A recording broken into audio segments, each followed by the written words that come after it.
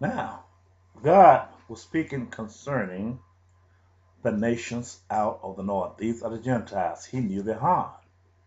He knew their heart. He was not going to just catch them and twist their arm and make them do these things. But I'm going to read Jeremiah chapter 23 and show you this here because his peoples over there have got a false doctrine and they have created certain crap. I want to go back to 22, Jeremiah 20, chapter 22. I've seen some here, and I want to just read this here for a piece here because I talked about the poor peoples. They have just forced insurance on them, the poor peoples, and this here is matches these here, these parts here, and then I might have a chance to explain some of this stuff. Now, Jeremiah 22. It's a woe unto him that buildeth his house by unrighteousness, and his chamber by wrong, that uses his neighbor's service without wages, and giveth him not for his work. This is what they done when they passed that insurance on everybody, finding a way to make the poor serve them in the name of goodwill. And it says, I will build me a wide house and large chambers, and cutteth him out windows, and it is cedar and painted with vermilion. Shall thou reign because thou closest thyself in cedar? Did not thy father eat and drink, and do judgment and justice, and then it was well with him? He judges the cause of the poor, and needly, then it was well with him. Was not this to know me, said the Lord? But thine eyes and thy heart are not, but for thy covenants, and for to shed innocent blood, and for oppression, and for violence to do it. Therefore, thus said the Lord concerning Jehoiakim. He's talking about Jehoiakim, the son of Josiah, king of Judea. They shall not lament for him. Okay, okay.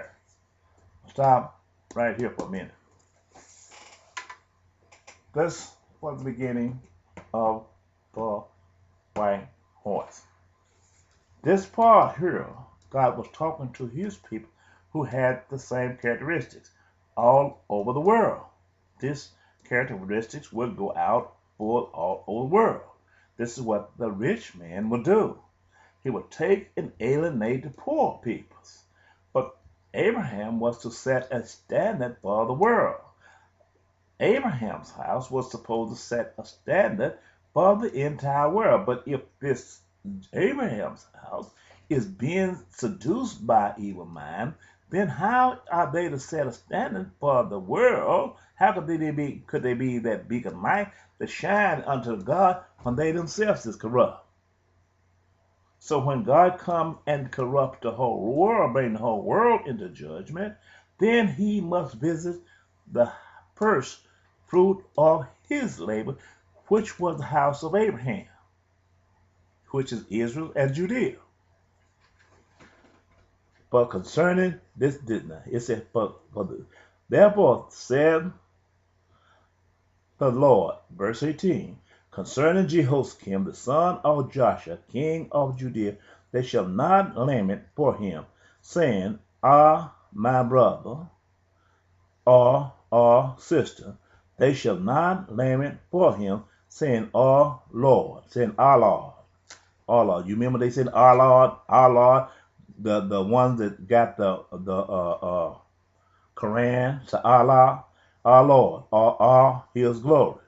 He shall be burned with the barrel of an ass, drawn and cast forth beyond the gates of Jerusalem. Go up to Lebanon and cry and lift up thy voice in Bashar, and cry for the passage for all thy lovers, and destroyers. Spake unto thee in thy prosperity, but thou saidst, I will not hear. This has been thy manner from thy youth, that thou obeyest not my voice. The wind shall eat up all thy pastors, and thy lovers shall go into captivity. Surely then shalt thou be ashamed, confounded, for all the wickedness. What?